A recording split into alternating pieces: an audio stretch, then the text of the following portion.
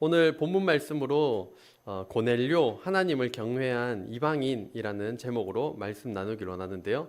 오늘 주일학교 친구들과 함께 예배 드린다고 가능한 빨리 마치려고 제가 열심히 준비를 하긴 했습니다. 네, 벌써부터 지금 저기 게임 하는데요. 멈추고요. 장난치고. 네. 쉽지 않습니다. 네, 우리 친구들. 저희 주일학교 예배는 막 시장 바닥처럼 예배를 드려가지고 그런데요.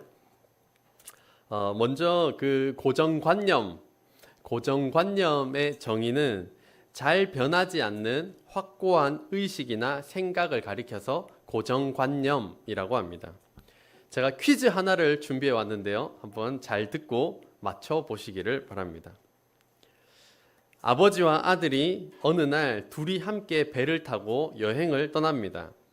그러다 타고 있던 배의 침몰 사고가 일어나 아버지를 포함한 모든 탑승객이 사망하게 됩니다. 다행히 아이는 구조되어 재빨리 근처 병원으로 후송되었습니다. 응급 환자가 있다는 말에 달려온 의사는 아이의 모습을 보고 깜짝 놀라며 말했습니다. 아니, 내 아이가 왜 여기에? 의사와 아이는 어떻게 된 것일까요? 네, 우리 벌써 아는 것 같은데요. 네, 서윤이. 네, 의사가 엄마다. 박수. 네, 너무 쉽나요? 네, 고정관념에 관한 퀴즈로 책에 여러 군데 나오는 것 같습니다. 왜냐하면 보통 의사라고 하면 남자 의사를 떠올리는데 아빠가 죽었는데 지금 이게 무슨 일이야? 라고 대부분 고정관념을 가지고 생각하는데 그 의사가 병원에서 맞닥뜨린 그 의사가 엄마다, 여자다 라는 그런 고정관념을 깨는 그런 퀴즈였습니다. 오늘 너무 쉬워요? 제가 조금 더 어려운 문제를 준비했어야 되는데. 네, 하늘이만 어려운 문제요? 네, 열심히 준비해 보도록 하겠습니다. 오늘 성경에는 방금 이제 주원 형제가 저희 지난주에 말씀을 나눴던 것이 베드로라고 말씀을 드렸는데요. 예수님의 수제자 베드로가 오늘은 고정관념을 지닌 사람으로 등장하는데요. 말씀을 통하여서 나에게 있는 고정관념의 틀을 깨고 변화와 성장의 걸음을 내딛는 저와 여러분 되시기를 주의 이름으로 축복합니다. 한번 큰 소리로 아멘 합시다. 아멘. 사도행전 10장 1절 말씀 한 번 더 읽겠습니다. 시작. 가이사랴에 고넬료라 하는 사람이 있으니 이달리아 부데라 하는 군대의 백부장이라. 그래서 고넬료, 그는 누구인가? 첫 번째로 가이사랴라는 지역에 사는 사람입니다. 이름은 고넬료이고 군대의 이름이 이달리아인데 그 이달리아 군대의 백부장입니다. 백부장이라는 말은 자기 휘하에 군사 100명을 거느리고 있다. 이게 백부장이고, 그러면 천부장은 1000명을 거느리는 게 천부장인데, 그러니까 백부장이라고 해도 진짜 대단한 지휘를 가지고 있는 사람임을 알 수가 있습니다. 그리고 이 당시에 로마 제국이 이스라엘을 통치하고 있었기 때문에 지배국이 로마, 식민지국이 이스라엘이었습니다. 그리고 2절 말씀 같이 읽겠습니다. 그가 경건하여 온 집안과 더불어 하나님을 경외하며 백성을 많이 구제하고 하나님께 항상 기도하더니. 그래서 고넬료의 특징은 세 번째, 경건하다, 신앙심이 깊다라는 사람으로 표현하고 있고, 네 번째는 온 집안 사람에게 하나님을 경외하도록 이끈 사람이 고넬료입니다. 저와 여러분의 가족에도 이런 은혜가 있기를 주의 이름으로 축복합니다. 나 한 사람을 통하여서 온 집안 사람을 하나님을 경외하도록 이끄는 이 고넬료와 같은 사람이 되기를 주의 이름으로 축복합니다. 또한 그의 평소 생활은 백성을 많이 구제하였습니다. 구제는 돕는다라는 말인데 시간으로, 재정으로, 많은 것으로 백성들을 돕는 것이 일상생활인 사람이 고넬료였고, 여섯 번째는 하나님께 항상 기도하는 사람이 고넬료였습니다. 3절, 4절, 5절 한번 같이 읽겠습니다. 시작. 하루는 제9시쯤 되어 환상 중에 밝히 봄에 하나님의 사자가 들어와 이르되 고넬료야 하니, 고넬료가 주목하여 보고 두려워 이르되 주여 무슨 일이니이까? 천사가 이르되 내 기도와 구제가 하나님 앞에 상달되어 기억하신 바가 되었으니 내가 지금 사람들을 요빠에 보내어 베드로라 하는 시몬을 청하라. 아멘. 우리 주일학교 친구들 말씀 읽으면 바로 이해가 되나요? 전혀 이해가 안 돼요? 네, 전혀 이해가 안 된다면 어쨌든 지금 저희가 천천히 읽고 있거든요. 천천히 읽을 때 또 그렇게 좀 바로 이해가 되는 그런 은혜가 있으면 좋겠습니다. 그래서 먼저 고넬료는 늘 기도하는 사람이었습니다. 시간이 제9시라고 되어 있지만 우리나라 시각과 다르기 때문에 우리나라 시각으로 환산을 하면 오후 3시인데 그때 여전히 기도하고 있을 때 하나님께서 고넬료에게 환상을 보여주시는 겁니다. 그리고 베드로를 초청하라고 말씀하셨습니다. 오늘 성경에도 보면 고넬료는 비가 오나 눈이 오나 사람들이 알아주나 안 알아주나 상관없이 언제나 기도하고 구제하던 사람이었습니다. 그렇게 아무도 안 알아주더라도 구제하고 기도함으로 나아갔을 때 하나님께서 그를 보시고 기도에 응답하여 주신 것입니다. 저와 여러분에게 있어서도 기도하는 일에 남을 돕는 일에 지치지 마시기를 주의 이름으로 축복합니다. 남들이 알아주면 너무 좋은 일이지만 알아주지 못한다 할지라도 기도하는 일에 구제하는 일에 지치지 마시고 힘써 나아가시기를 주의 이름으로 축복합니다. 7절 8절 같이 읽겠습니다. 시작. 마침 말하던 천사가 떠나매 고넬료가 집안 하인 둘과 부하 가운데 경건한 사람 하나를 불러 이 일을 다 이루고 요빠로 보내니라. 아멘. 먼저 환상을 보여주셨고 베드로를 청하라라고 하는 그 일을 다 일러준 것입니다. 그때 고넬료는 집안 하인 2명과 군인 중에서도 경건한 사람, 신앙심이 깊은 사람을 보냅니다. 당시 로마 상황은 로마 황제 숭배 사상이 강했습니다. 누구를 숭배한다고요? 로마 황제. 로마 황제를 숭배하는 신처럼 여기는 그 문화가 가득한 곳이었는데 예수 그리스도의 복음이라고 하는 것이 반역죄까지는 성립되지 않는 것이었지만 그래도 여전히 이들 문화에 있어서는 불편한 것이었습니다.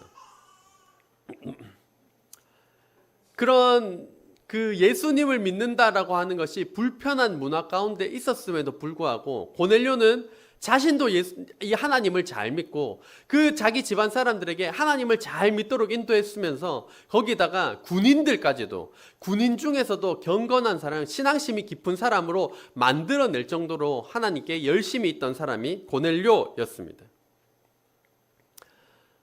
저와 여러분 한 사람을 통하여서 나 자신이 더욱더 하나님을 사랑하고 우리 가족들을 주님께로 인도하고 우리의 친구들 또 우리 지율이가 또 언니를 또 데리고 왔는데요. 이렇게 우리 서윤이도 수지를 데리고 오고 우리 한 사람 한 사람이 내 사랑하는 사람들, 내 친구를 주님께로 인도하는 그 일에 충성을 다하시기를 주의 이름으로 축복합니다. 한 사람이 왜 중요합니까? 내 단짝 친구 없어 보세요. 얼마나 쓸쓸한데요.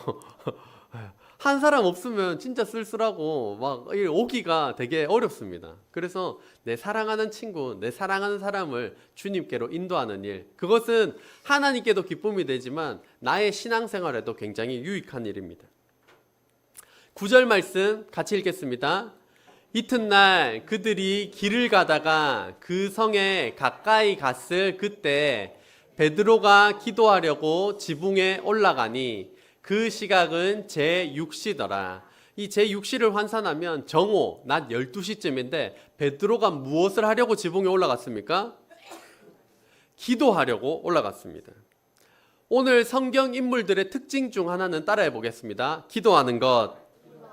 기도하는 것이 특징입니다. 고넬료도 틈만 나면 기도하고 베드로도 틈만 나면 기도하는 기도의 사람들이었습니다. 기도하십니까? 기도하시는 분 큰 소리로 아멘. 아멘. 우리가 기도할 수 있는 환경들은 굉장히 많습니다. 제일 처음에 잠자다가 딱 눈 뜨면 아유 할렐루야 주님 감사합니다. 밤에 심장병 걸리지 않고 눈 뜨게 해주셔서 감사합니다. 그렇게 비명 행사하지 않고 일어났으면 눈 뜨자마자 감사할 수 있습니다. 또 침대에 누워가지고 앉아서 기도하면 좋겠지만 침대에 누워서라도 오늘 하루 별일 없이 안전하게 무사히 마치게 해주신 것, 그렇게 눈 뜨자마자 눈 감기 전에도 기도할 수가 있습니다. 순간순간 기도할 수도 있고 시간을 따로 구분하여 기도할 수도 있습니다. 제가 잘 하는 것 중에 하나는 운전하거나 이동하는 가운데 기도하는 것입니다. 그때 혼자 운전하면 통성 기도도 할 수 있고, 그리고 친구들이라든지 성도님들이라든지 전화 통화를 하기 전에 저는 기도하고 전화를 하는 편입니다. 그리고 저희가 예배 시간에도 저희가 기도 시간이 있는데 그 시간에도 열심으로 기도하시기를 주의 이름으로 축복합니다. 무엇보다 우리 교회에 기도회가 있습니다. 언제입니까? 수요일 수요 기도회가 있습니다. 수요 기도회에 나오셔서 기도 시간 나오셨으니까 5분, 10분 기도의 시간을 늘려가시고 20분, 30분까지 기도의 시간을 늘려가시기를 주의 이름으로 축복합니다. 네, 아멘 하셨으니까 꼭 5분, 10분, 20분, 30분 그래 꼭 기도의 시간을 가지시기를 바랍니다. 곰탕도 흔히 오래 끓일 때 뽀얀 물이 나오고 맛있다, 더 맛있어진다 라고 말을 하는데, 오래 기도할 때 하나님께서 주시는 기도의 단맛을 맛보시기를 바랍니다. 기도할 때 단맛을 주십니다. 기도의 단맛 아시겠습니까? 기도의 단맛을 주십니다. 기도에 정말 단맛을 주십니다. 그래서 시편 기자는 이렇게 말씀하였습니다. 한번 같이 읽겠습니다. 너희는 여호와의 선하심을 맛보아 알지어다. 뭘 맛보아 안다고요? 하나님의 선하심을 맛보아 안다. 기도할 때 하나님의 이 선하심을, 하나님의 능력을 맛보시는 저와 여러분 되시기를 주의 이름으로 축복합니다. 그래서 그리스도인이 해야 할 많은 기도 중 하나가 저희가 기본적으로 해야 하는 것, 한번 따라해 보겠습니다. 식사기도. 식사기도 나는 교회에서만 한다. 그런 분은 없으세요? 교회에서만 한다. 네. 솔직하게 대답해 주셔서 감사하고요. 네. 식사기도 그럼 언제 하는 거예요? 집에서 밥 먹을 때도 할 수 있겠죠. 혹은 가족과 밖에서, 집 밖에서 먹을 때도 기도할 수 있을 것입니다. 학교에서 밥 먹기 전에도 기도할 수 있을 것입니다. 우리 친구들 학교에서 나 밥 먹기 전에 기도합니다. 네, 예영이 좋습니다. 하랑이도 기도한다고요? 네, 참 대단한데요. 네, 저기 네, 자기도 막 기도한다고. 밥 먹기 전에 꼭 기도하시기를 주의 이름으로 축복합니다. 밥 먹기 전에 기도할 때 누가 5분씩 기도하나요? 그 음식 다 식습니다. 저희 막 기도해봤자 정말 짧게 5초 기도할 때도 있고 10초 기도할 때도 있습니다. 정말 길어봤자 20초밖에 기도하지 않는데, 그거 부끄러워하지 마시고 친구들이 자 뭐하노 상관없이 기도하시기를 바랍니다. 저희가 기도할 때 하나님께 감사를 드리고 그 기도를 통하여 하나님의 영광이 드러나고, 또 그것을 보는 우리의 친구들, 우리의 지인들에게 예수 그리스도의 복음이 전해지는 통로가 될 줄로 믿습니다. 그래서 식사기도 하실 분 큰 소리로 아멘. 아멘. 집 안에서도 꼭 하시기를 바랍니다. 베드로가 기도하기 위하여 지붕에 올라가서 기도하는데 그 가운데 환상을 봅니다. 어떤 환상이었는가? 말씀 같이 읽겠습니다. 하늘이 열리며 한 그릇이 내려오는 것을 보니 큰 보자기 같고 내 귀를 메어 땅에 들이웠더라. 그 안에는 땅에 있는 각종 네 발 가진 짐승과 기는 것과 공중에 나는 것들이 있더라. 아멘. 이게 만약에 하늘에서 내려오면 우리 친구들 어떻게 하겠어요? 팔 수도 있고 먹을 수도 있겠죠. 막 이게 웬 떡이야 이러면서 막 음식 짐승이 내려오니까 팔 수도 있고 먹을 수도 있을 것입니다. 근데 성경에 보면 구약시대 때 하나님께서 이거는 부정한 거다, 깨끗하지 못한 거다, 그러니까 너희가 이것을 먹지 마라 라고 말씀하셨던 짐승들이었습니다. 그랬는데 하나님께서 이렇게 말씀하십니다. 같이 읽겠습니다. 또 소리가 있으되 베드로야 일어나 잡아 먹어라 하거늘 듣던 중 반가운 소식 먹어라. 근데 베드로는 유대인으로서 하나님께서 먹지 말라고 하신 동물들의 리스트가 있는데 그것에 담겨진 것들을 어릴 때부터 평생 먹지 않고 살아왔는데 하나님께서 환상 가운데 그것을 보여주시면서 잡아먹어라 라고 하시는 겁니다.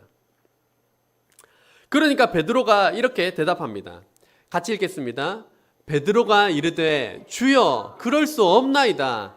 속되고 깨끗하지 아니한 것을 내가 결코 먹지 아니하였나이다 한대. 그래 주님 안 됩니다. 제가 어릴 때부터 이거 말씀을 지켜가지고 평생 안 먹었거든요 라고 말하니까 하나님께서 또 소리로 말씀하십니다. 같이 읽겠습니다. 또 두 번째 소리가 있으되 하나님께서 깨끗하게 하신 것을 네가 속되다 하지 말라 하더라. 아멘. 하나님께서 깨끗하게 하신 것을 네가 속되다, 더럽다, 부정하다 말하지 말아라 라고 말씀하시는 겁니다. 이 일이 3번 있은 후에 그 그릇이 곧 하늘로 올려져가 아니라, 그러니까 하나님께서 잡아먹어라. 안 됩니다 주님, 저 어릴 때부터 안 먹었습니다. 내가 깨끗하다 한 거 네가 더럽다고 말하지 말라. 베드로야 잡아먹어라. 이제 이것이 3번이나 있었던 겁니다. 그러고 났더니만 17절 상반절을 보면 같이 읽겠습니다. 베드로가 본 바 환상이 무슨 뜻인지 속으로 의아해 하더니, 그 환상 내가 어릴 때부터 먹지 않고 말씀을 철저하게 지켜왔던 건데 왜 그것을 나한테 먹으라고 하셨을까? 왜 하나님께서 깨끗하다고 하신 것을 내가 더럽다고 말하지 말라고 하셨을까? 막 그렇게 궁금증을 품고 있을 때 아까 고넬료가 보낸 하인들이 그때 이제 베드로의 집에 도착을 하게 되는 것입니다. 이 대목을 이해하기 위하여서는 유대인과 사마리아인, 유대인과 이방인의 관계를 알아야 하는데 간단히 설명을 드리겠습니다. 먼저 유대인들에게 있어서는 선민사상, 자기들만 선택받았고 자기들만 구원받는다라고 하는 사상이 있었습니다. 그러니까 단일 민족, 이방인과 피가 섞이지 않는 것이 굉장히 중요했는데 북이스라엘이 BC 721년경 망하고 난 다음에 다른 민족과 피가 섞이면서 혼혈 민족이 되었을 때 유대인들은 이 사마리아인들을 향하여서 경멸했는데 어느 정도로 경멸했나 하면 자기들 민족만 구원을 받는데 피가 섞였다 보니까 아우 하나님은 저 사마리아인들 왜 만드셨지? 저 썩을 놈들, 저 죽일 놈들, 저 놈들을 왜 만드셨지? 아, 지옥에 뗄감이 부족하구나. 지옥에 불을 떼야 되는데 저것들을 지옥에 뗄감으로 사용하려고 만드셨구나. 이게 어떤 의미예요? 쓰레기보다 못하다, 개만도 못하다, 이렇게 사마리아인들을 생각했던 것입니다. 이방인들을 향하여서는 그 정도까지는 아니었지만 이방인들에게 있어서도 우상 숭배의 문화, 음식이 하나님께서 금하신 문화들을 그 이방인들이 가지고 있었기 때문에 친밀하게 교류하는 것, 교제하는 것에 대하여서 잘 하지 않는, 이것을 차단하는 그러한 문화가 유대인에게 있었던 것입니다. 그런데 하나님께서 먹어라, 내가 깨끗하다 하다고 한 건 네가 더럽다고 말하지 말라라고 하시면서 이방인이 베드로의 집에 딱 도착한 것입니다. 어떤 의미일까요? 어떤 의미인지 좀 짚어지시나요?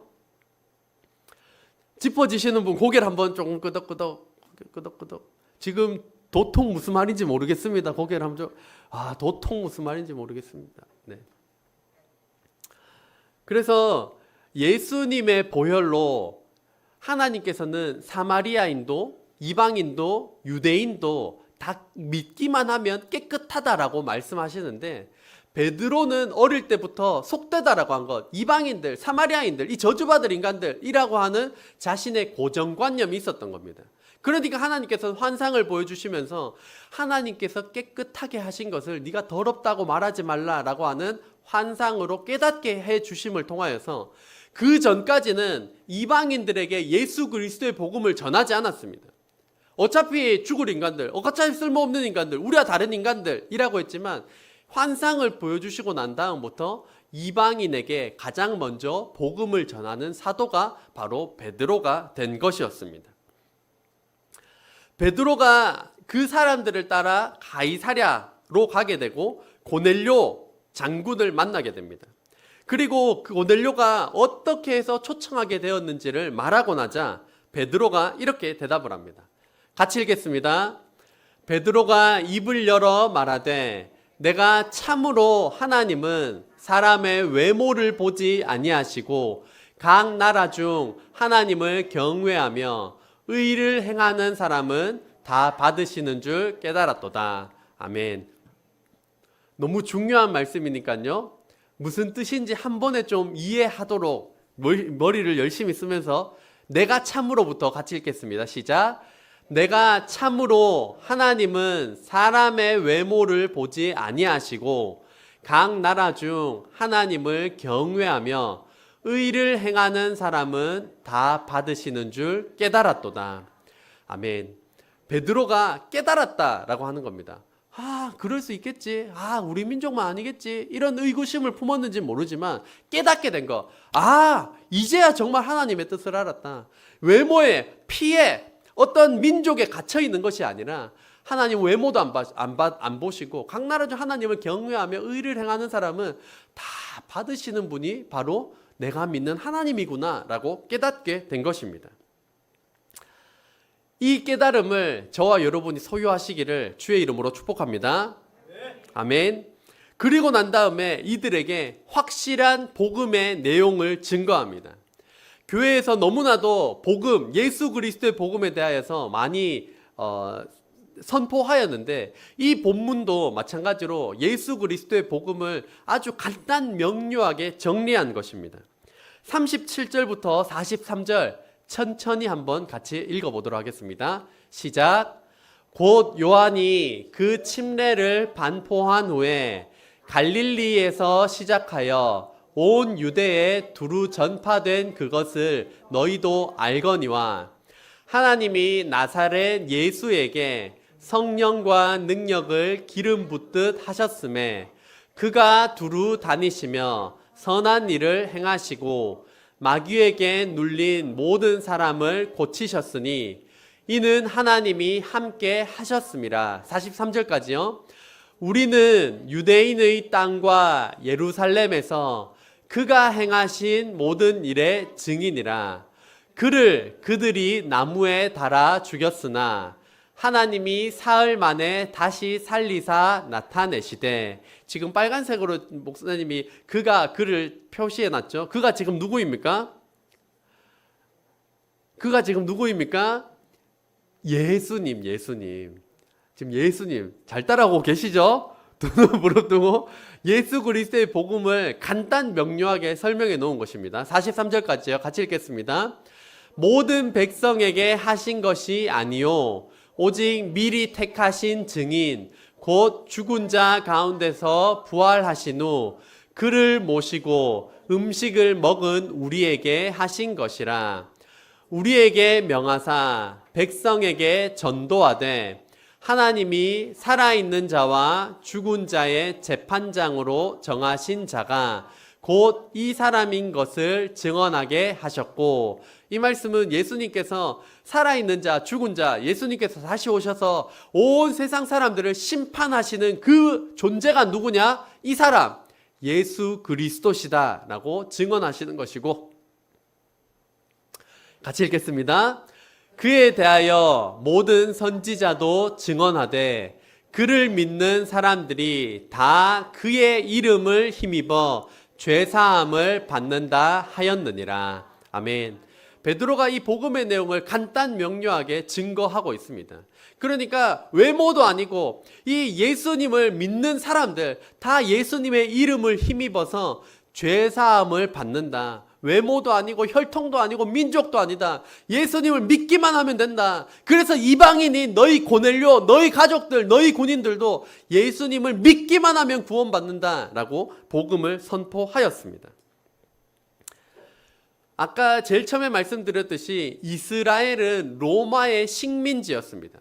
로마가 지배국이고 이스라엘은 식민지였어요. 그러니까 식민지국의 베드로가 지배국인 로마 장군을 볼 때 마음이 좋았을까요? 편하지 않았을 것입니다. 우리가 일제 치하에 있을 때 저 일본 놈들 하는 것처럼 그 로마 치하에 있을 때 로마 장군을 보는 것이 마음이 너무나도 불편했을 것입니다. 그럼에도 불구하고 하나님은 예수 그리스도를 믿는 자는 로마인이든 이스라엘인이든 일본인이든 한국인이든 상관없이 예수님을 믿기만 하면 죄 사함을 받는 구원을 베풀어 주신다 말씀하신 것입니다. 우리에게도 마찬가지로 어린아이가 예수님을 믿어도 구원을 받는 것이고, 어르신들이 예수님을 믿어도 그것과 상관없이 예수님을 믿는 사람이면 누구나가 죄 사함을 받는다라고 선포하신 것입니다. 베드로에게 미워하는 인간이 로마인들이었을 텐데 마찬가지로 우리에게도 미워하는 인간들이 있습니다. 하지만 누구든지 믿기만 하면 죄 사함을 받고 구원을 베푸시는 이 하나님 아버지의 마음을 알아서 아버지의 마음을 부어달라고 기도하는 저와 여러분 되시기를 바랍니다. 그래야 해서 다른 사람들, 이 베드로가 생각했습니다. 저 구원 못 받을 인간들, 저 썩을 인간들, 저 죄인들 구원 못 받아! 라고 자기는 평생을 살아왔는데 말씀을 들으니까, 환상주에 깨닫게 하시니까, 내가 고정관념을 가지고 있었구나. 저 인간은, 저 썩을 인간은, 저 원수 같은 인간은 구원을 못 받는다고 생각을 했는데 그게 아니라 예수님을 믿으면 누구에게나 죄사함을 베풀어 주시는구나. 지배국인 로마인들도, 내가 미워하는 그 인간도, 원수 같은 인간도 예수님을 믿기만 하면 그 이름을 힘입어 죄사함의 구원의 은혜를 베풀어 주시는구나. 저와 여러분에게도 고정관념이 깨어지고 우리가 사랑하는 사람들도, 미워하는 사람들도, 원수 같은 사람들도 주님께로 나아오는 그 구원의 권세를 누리는 저와 여러분 되시기를 주의 이름으로 축복합니다. 말씀 제가 읽겠습니다. 베드로가 이 말을 할 때 성령이 말씀 듣는 모든 사람에게 내려오시니 베드로와 함께 온 할례 받은 신자들이 이방인들에게도 성령 부어주심으로 말미암아 놀라니, 저 쓰레기 같은 인간들, 구원 못 받은 인간들에게도 성령님께서 역사하셔서 놀랐던 것입니다. 이는 방언을 말하며 하나님 높임을 들음이러나. 이에 베드로가 이르되, 이 사람들이 우리와 같이 성령을 받았으니 누가 능히 물로 침례 베품을 금하리요 하고 명하여 예수 그리스도의 이름으로 침례를 베풀어라, 이렇게 말씀하였습니다. 그러니까 이들은 복음을 듣고 예수님을 영접하자마자 고넬료와 그 친척과 식구들이 침례를 받았습니다. 우리 교회도 해야 할 일은 예수님을 믿고 영접하는 자에게 침례를 베푸는 일입니다. 저희 교회 규정 나름대로 중학생 이상은 되어야 한다, 교회를 1년 이상은 다녀야 한다, 이런 규정을 정해두고 있지만 성경을 보면 그건 좀 아닌 것 같습니다. 왜냐하면 성경에는 예수님을 믿어? 그럼 바로 침례를 베푸는 겁니다. 고넬료와 이 식구들도 예수님을 영접하고 성경 받자마자 바로 침례를 베풀었고, 베드로도 성경 다른 본문에 보면 복음을 전하였을 때 하루에 3,000명씩 5,000명씩 셀 수 없이 허다한 무리가 하루에 침례를 받았다라고 말씀하고 있습니다. 10월 셋째 주 저희 교회에서는 정현주 자매와 홍아름 자매가 침례 대상이지만 이 외에도 예수님을 영접하기만 하면 저희 교회에서 나름 정해둔 중학생 이상, 서윤이, 수지, 민철이, 명찬이, 유찬이 다 베풀 수 있습니다. 그래서 우리 친구들 침례 받도록 대기하기를 바랍니다. 아멘. 예영이까지 죄송합니다. 그래서 우리 친구들 다 이렇게 침례를 받을 수 있도록 준비하시기를 바랍니다. 나름대로 규정을 정해놨지만 성경은 예수 믿어 그럼 바로 그냥 침례를 베푸는 겁니다. 그게 굉장히 성경적인 것 같습니다. 그래서 만약에 내일 예수님이 다시 오신다 그러면 오늘 침례 못 베풀고 가는 것에 대한 아쉬움이 남을 것 같습니다. 그래서 다 그냥 바로 베풀어야 합니다. 결론입니다. 오늘 나온 성경의 인물들 베드로와 고넬료는 기도의 사람이었고 자신과 함께하는 사람들을 주님께로 이끌었습니다. 우리가 해야 할 일도 기도이고 사랑하는 가족과 지인들을 예수님께로 인도하는 일입니다. 자기들만 구원받는다는 고정관념이 깨어진 베드로처럼 내가 사랑하는 사람도 구원받아야 하지만 내가 미워하는 사람, 원수 같은 인간들, 그 인간들조차 믿기만 하면 용서하시고 구원해 주시는 하나님 아버지의 마음을 알고 하나님 아버지의 마음을 닮아가는 저와 여러분 되시기를 주의 이름으로 축복합니다. 기도하겠습니다.